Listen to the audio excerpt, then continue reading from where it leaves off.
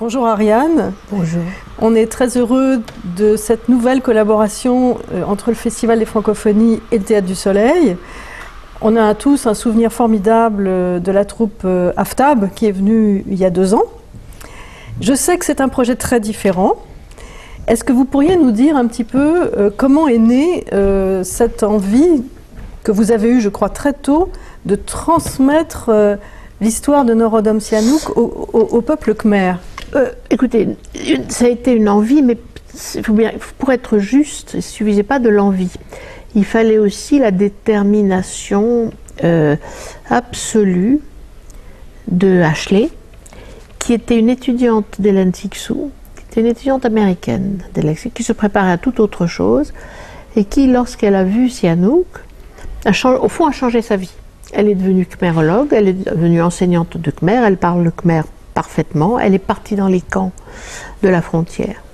Et voilà, donc elle s'est mise à étudier et à enseigner la langue, la civilisation et la culture khmer.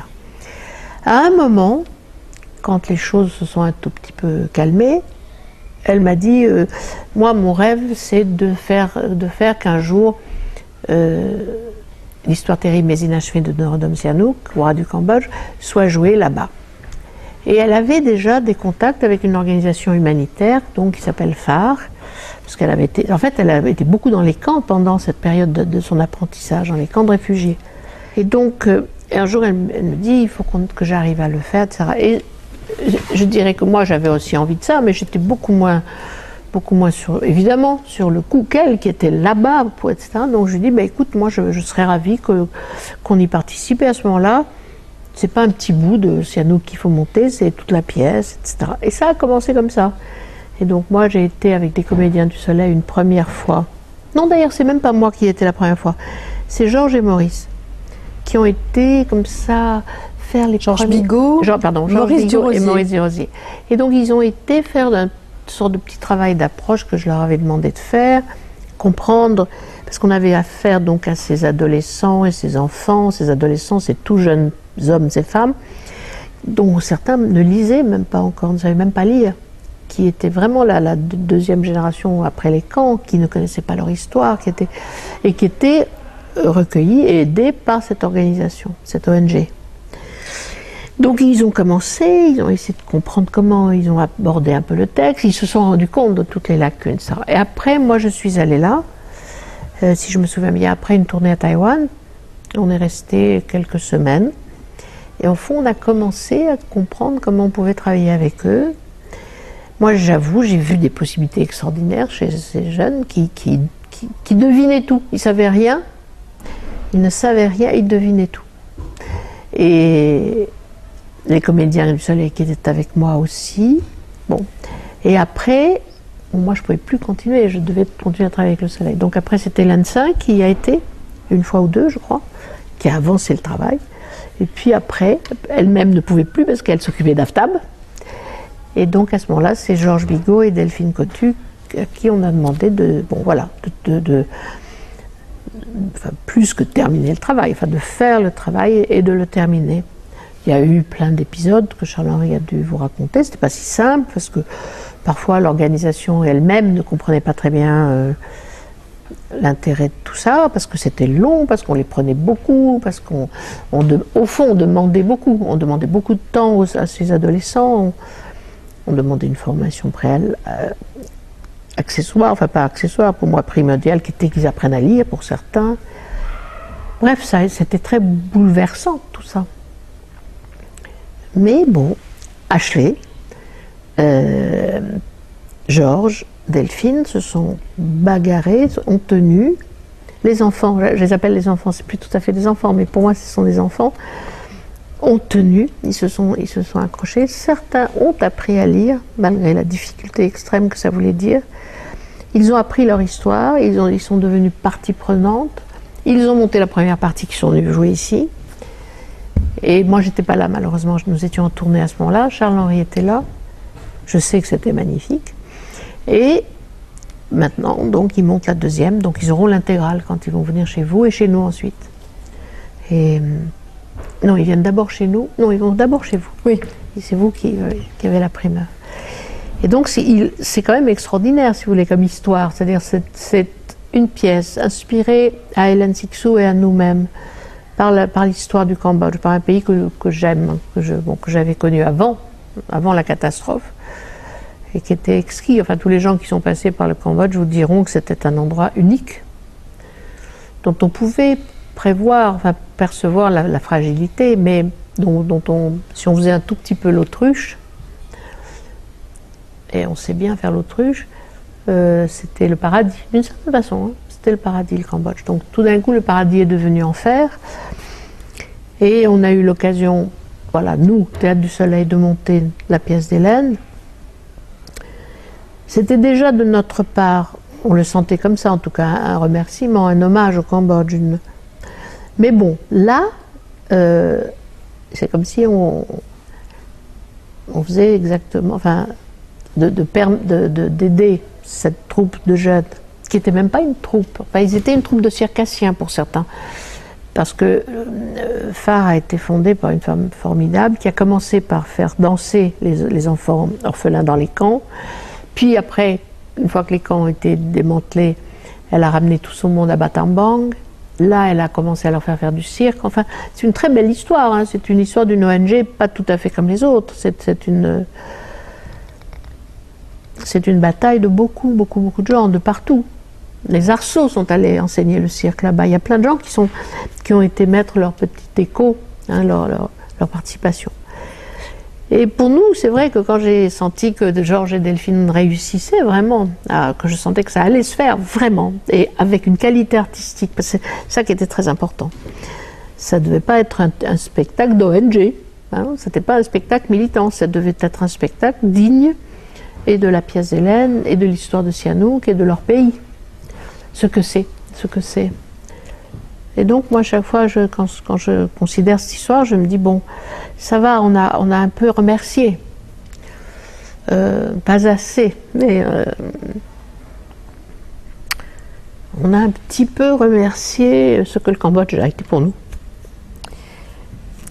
Dans ce que je perçois, moi, de votre travail, que ce soit avec les Afghans ou les Cambodgiens, il me semble que vous êtes quelqu'un, et les artistes qui travaillent avec vous aussi, dans une incroyable attention à ce qui peut advenir, à ce qui n'existe pas et ce qui peut advenir.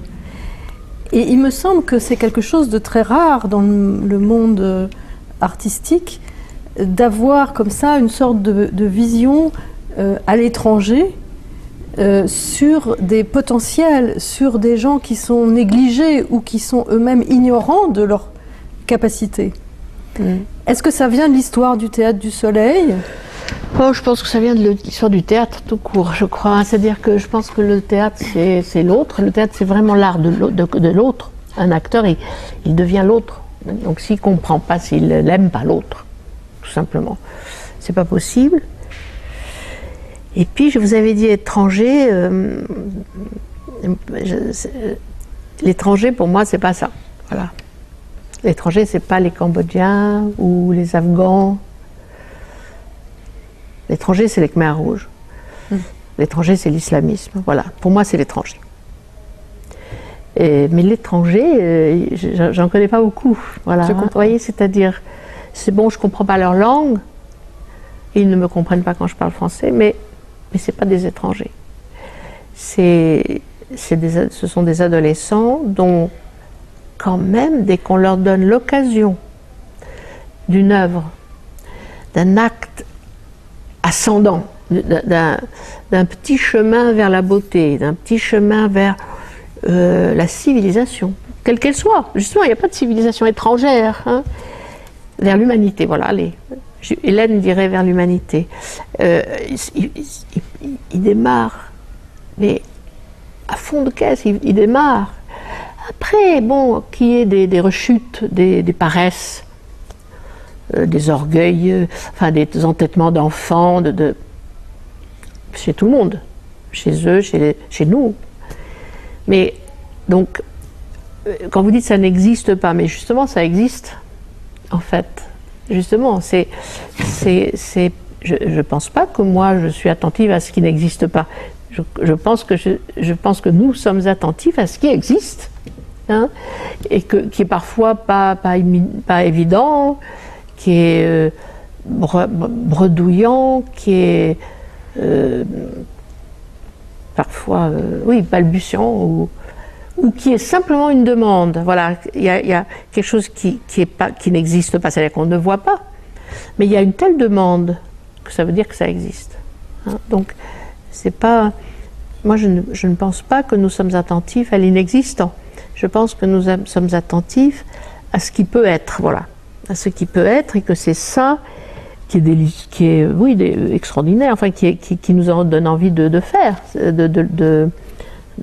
qui nous donne envie de l'aventure, du travail, parfois de la folie, parce qu'il faut bien dire, je regarde Charles-Henri qui est là-bas, ils arrivent dans 5 jours, vous avez vu la cartoucherie telle qu'elle est, les travaux sont en retard, donc ils vont être accueillis, donc ça va être très camping, hein. Et en même temps, je sais qu'ils vont être heureux, parce qu'ils vont avoir un outil de travail, parce qu'ils vont avoir du temps, parce qu'on va être attentif, parce que je sais que le spectacle est déjà merveilleux. Donc ils arrivent, ils sont fiers. Ils sont fiers, donc ils sont fiers, c'est-à-dire ils savent qu'ils existent, justement. Et peut-être que ce qui pourrait vous étonner, c'est justement la non-attention à ce qui existe. C'est plutôt ça, moi, qui me fâche dans notre monde moderne, c'est que on ne fait pas attention à ce qui existe. On fait attention à ce qui s'affiche, c'est pas pareil. Hein, on fait attention à ce qui s'exhibe. Mais ce qui ne s'exhibe pas, mais qui existe, c'est-à-dire des qualités d'une sensibilité, une imagination, une fantaisie, un humour, une force athlétique, parce que ces garçons et ces filles, je ne sais pas si ça ne se voit pas profondément dans Sihanouk, mais ce sont des athlètes, ce sont des gens qui ont fait du cirque, qui ont un corps d'une versatilité, d'une souplesse, d'une disponibilité extraordinaire. Ils peuvent en remontrer à pas mal d'acteurs. Alors que, au début, ce ne sont pas des acteurs, ce sont des orphelins, qui même pour certains étaient probablement au bord de dérapage. Et justement, cette organisation, ce qui est beau quand même, c'est qu'elle les empêche de sombrer. Et elle aussi voit ces gens, l'équipe de phare, et cette femme à l'origine, Véronique de Cropp, je trouve que c'est normal qu'on entende son nom. Elle a vu ce qui existait, et elle a vu ce qui existait en pleine horreur, hein, parce que dans les camps, ces gens-là venaient de l'horreur. Il y avait même introduit dans les camps, réfugiés dans les camps, des Khmers rouges eux-mêmes et elle a travaillé à garder l'amour de l'art. C'est essentiel, c'est essentiel. Oui, vous avez créé avec l'histoire terrible, mais inachevée de Norodom Sihanouk, roi du Cambodge, un personnage à la fois de fiction, de mythologie presque, d'épopée, et en même temps, ce personnage, cette personne était vivante et a même vu le spectacle ici. Donc, quel est le rapport que vous avez entretenu avec lui avant et après la création du spectacle? Bon, il faut dire que c'était un personnage quand même. C'est pas pour rien qu'on s'est aperçu avec Hélène que si on voulait raconter l'histoire du Cambodge, il fallait passer par Sihanouk parce qu'il était le Cambodge. Mais donc on l'a rencontré avant, il était semblable à lui-même, c'est-à-dire absolument désopilant, et on pouvait comprendre d'ailleurs certaines erreurs qu'il avait commises parce que tellement intempestif, tellement... Bon, c'est un personnage très attachant, hein, il faut dire, et ambigu, très ambigu. Après, pendant le travail, on ne l'a pas vu, d'ailleurs lui s'est tenu. Il a dit oui, et puis je pense qu'après, il était très inquiet. À un moment donné, des femmes de militaires cambodgiens en exil sont venues nous dire qu'ils allaient nous interdire. Enfin, toute la petite cour, comme ça, était tout à fait inquiète. Et heureusement, on a rencontré son fils, Siamoni, celui qui est roi actuellement. Et là, on a rencontré un monsieur, un jeune homme, pas un monsieur, c'était un tout jeune homme à l'époque, absolument délicieux, qui était en France, qui était professeur de danse, qui n'avait aucune intention de d'être l'héritier, qui d'ailleurs ne l'était pas parce qu'il n'était pas l'aîné. Et il y a eu un rapport merveilleux avec Siamoni, qui adorait la danse, le théâtre, qui était passionné de tout ça, qui était très admiratif d'Hélène. Et du coup, moi, je lui ai demandé de voir une répétition, enfin une des dernières répétitions, parce que je savais que c'était ce qu'il allait dire à son père serait très important pour la simplicité de l'exploitation du spectacle. Et en fait, tout s'est calmé parce que lui, il a adoré, il a compris parfaitement. Il y avait une ou deux scènes très compliquées quand même, parce que, justement, Battambang, il y avait une scène où, parce que Sihanouk avait ordonné une répression très très violente quand même, au début des rébellions, etc. Et son père était très inquiet, il voulait savoir si on parlait de ça. Et je trouve que Siamoni a été formidable. C'est-à-dire qu'il a dit à son père, il a dit la vérité à son père. Il a dit, oui, monseigneur, la pièce parle de ça. Vous ne pouvez pas l'éviter de toute façon.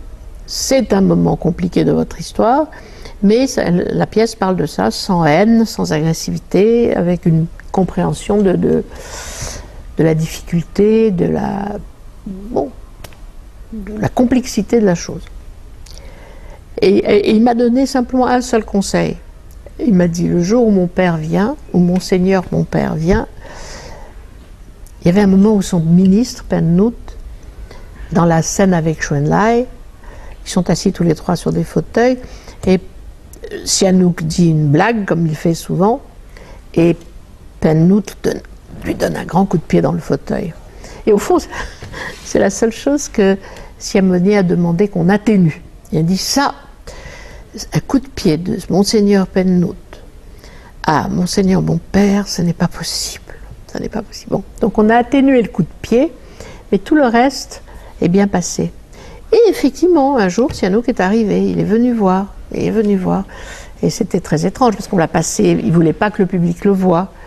Alors bon, très bien, on a assez débrouillé pour que le public soit dans la salle, et Sihanouk est arrivé, on l'a monté par derrière. Mais c'était extraordinaire parce qu'on l'a fait pile au moment où le spectacle commençait. Hein. Et bien n'empêche, il est monté et le public a senti une telle tension que toute la salle s'est retournée et toute la salle l'a vu.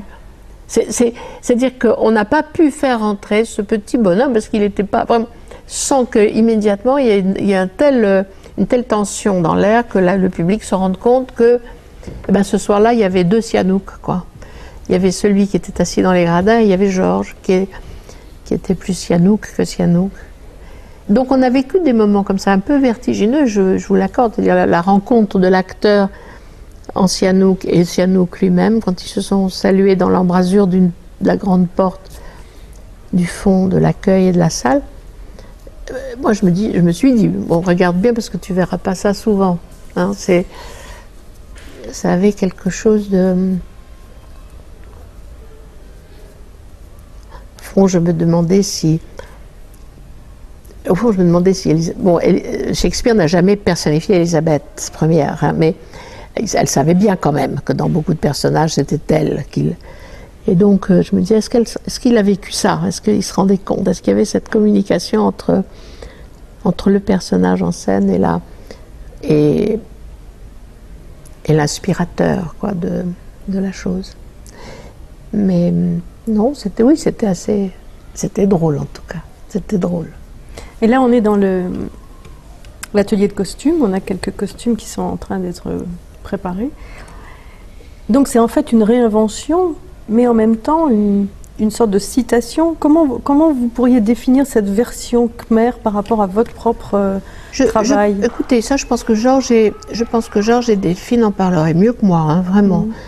Ils ne cachent pas qu'ils se sont inspirés fortement de la mise en scène que Georges a jouée. Hein. Mais évidemment, il y a de la liberté. C'est pas le modèle book. Enfin, vous voyez. Donc, je pense qu'il y a certainement, ne serait-ce d'ailleurs que par la différence des acteurs, leur jeunesse,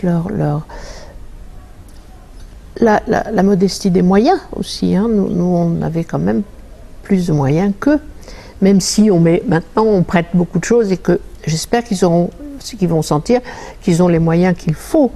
Mais je ne sais pas, je ne l'ai pas encore vu. Hein. Je sais que c'est beau, mais donc je vais voir où sont les parties où Georges et Delphine se sont forcément appuyés sur la création. C'est le moment quand même que tout le monde pourrait attendre, ce serait le moment où cette pièce serait jouée en Khmer, là-bas. Au Cambodge. Mais c'est ce qui s'est passé, hein, quand même. Ils ont réussi à Ils l'ont joué, ils l'ont pas encore joué à Phnom Penh, mais ils l'ont pas encore joué à Phnom Penh. Ils l'ont joué à Rabattambang. Et devant un public absolument, paraît-il, sidéré, vraiment. Donc oui, il y a encore des problèmes politiques pour jouer ça comme ça. Mais je pense que ça va le fait qu'ils viennent jouer ici, que ça se fasse ici, bon, on peut espérer que petit à petit...